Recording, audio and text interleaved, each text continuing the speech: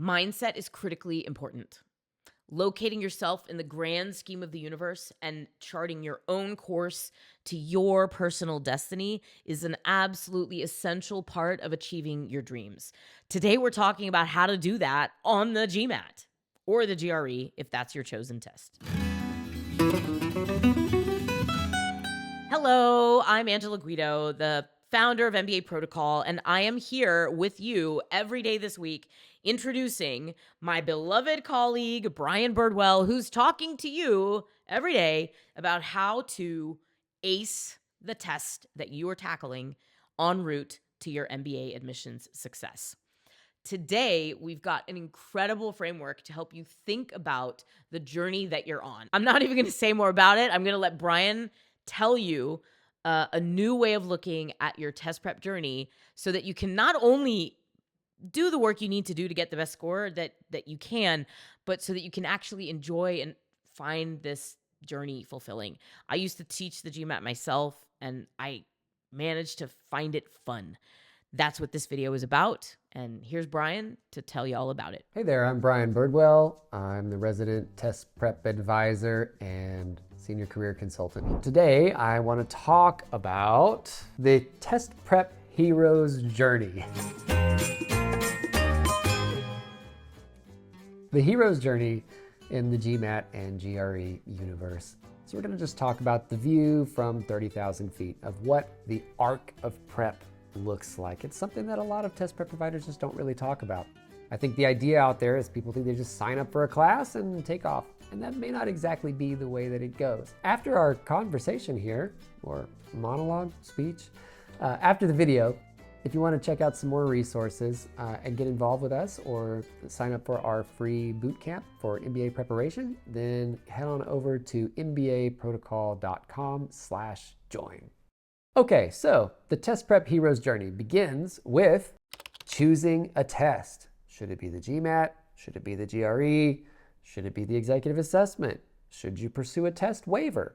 All valuable questions to ask. I'll tell you that for most people, the answer is either the GMAT or the GRE.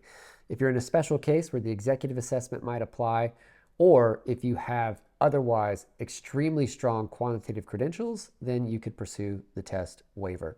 However, for this discussion, let's stick to the GRE or the GMAT worlds. Don't choose these tests based on what you've read online about how admissions committees perceive them. A test is a test. The admissions committee accepts both. You don't look stronger because you take the GMAT instead of the GRE. That's something I hear all the time. People say, well, I really want to show off my quant, so I'm taking the GMAT. Admissions committee doesn't necessarily see it that way. Test is a test. They both test quant. They both test verbal. They both reliably put out applicants on a curve. They wouldn't accept both of them if they didn't want to accept both of them. Choose the test based on your score on a practice test and how much you like it. So if you really don't know which one you should take one. Take a practice GMAT on Saturday.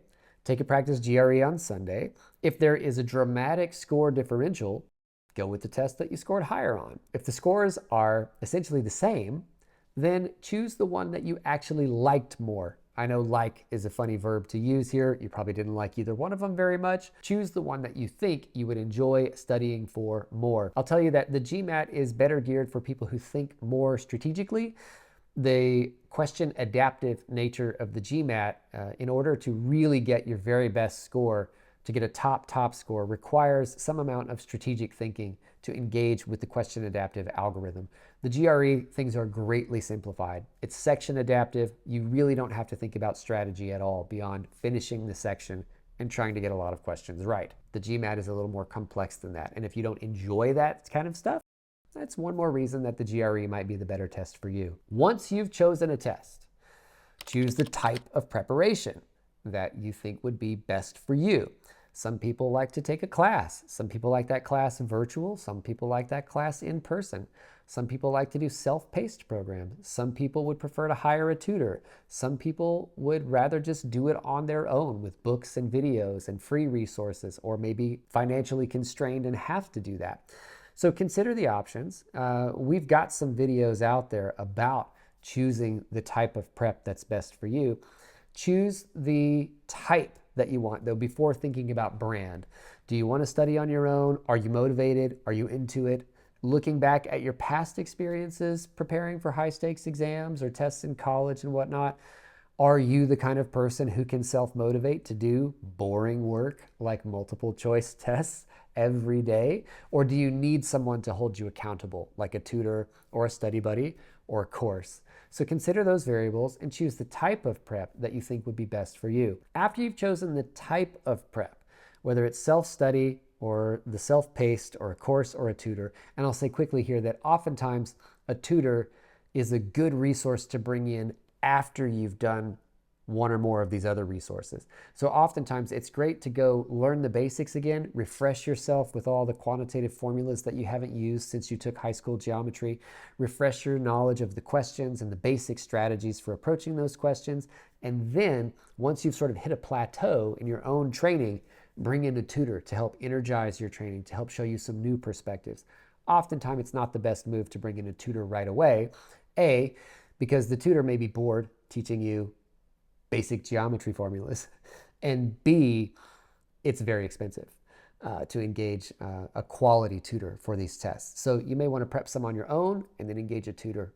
Now, once you've chosen the type that you want to begin with, then you can choose a brand. And I'll tell you this, it doesn't really matter. Some brands have different reputations than others, but at the end of the day, there are only so many ways to solve a word problem about circles. There are only so many ways to solve a fill-in-the-blank vocabulary question. So while there are minor differences in the vocabulary or the extent to which various test prep companies go into detail about particular strategies, on the whole, the strategies that they utilize will be very, very similar, if not identical. The instructor can make a big difference. So the instructor's charisma, the instructor's entertainment value, okay, the ability to keep you awake and engaged in a multiple choice test for a 3-hour-long class on a Friday night. Just kidding, don't take a class on Friday night. On a Monday night or a Tuesday night, that can make all the difference. And it doesn't matter whether that instructor is Kaplan or Manhattan or Princeton or whatever. If that instructor is a dud, you are going to have a terrible experience no matter how good the curriculum is. And if the curriculum is terrible, a great instructor can really bring it to life. So choose based more on the convenience for yourself. Do you want to do it online? Do you want to travel? Do you need to go in person? Is there a test prep center outside the door at work that's convenient for you? And choose it based on the instructor. If the instructor is a dud, if the instructor is boring, it's going to be a slog. It's going to be very difficult. So try to choose a high energy, engaging, entertaining instructor. It can make all the difference. If you're doing a self-paced program, the brands may offer price differences that are motivating for you. They may have slight UX distinctions that you prefer. You may prefer the 𝐥𝐢𝐬𝐬 interface to the Target Test Prep interface or vice versa. Choose the one that appeals to you the most. Don't go on reviews. Reviews are unreliable. There's survivor bias. There's other biases included in reviews. Don't get too deep into the Reddit forums. That's great advice for the whole application process. Forums online, whether they're on various GMAT or GRE websites or whether they're on Reddit, are dangerous places because there's some good advice, but there's a lot of bad advice and a lot of rumors. And it's hard to separate the signal from the noise. My best advice to you is to get out of the forums as soon as possible and rely on more trusted resources. After you've chosen a brand, now you need to learn some content. And this is going to be the same basically for whatever you do. You're going to have to learn some basic quantitative formulas. You'll have to memorize some vocabulary. You'll have to learn how to approach some critical reasoning questions. This path is known, and it's likely not to be very different from brand to brand. So you'll learn some content. The next thing is really on you. Your test prep provider is unlikely to provide great support in helping you develop habits. Every day that you are doing problems, you are developing habits, whether you intend to or not.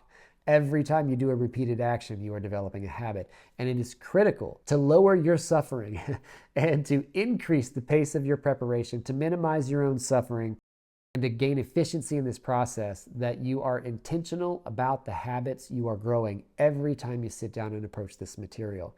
So grow correct habits, regardless of whether you're working on your own or in a course or doing some self-paced program. You have to focus on the habits, good scratch paper habits, good approaches to the order of operations in which you're approaching the questions. Are you covering up the answer choices on the GRE, for example? Are you extracting the main idea correctly from critical reasoning or reading comprehension? Focus on the development of habits, not just the answers. Then you're going to have to take some practice tests, and you should do this occasionally. Practice tests do not help you get better.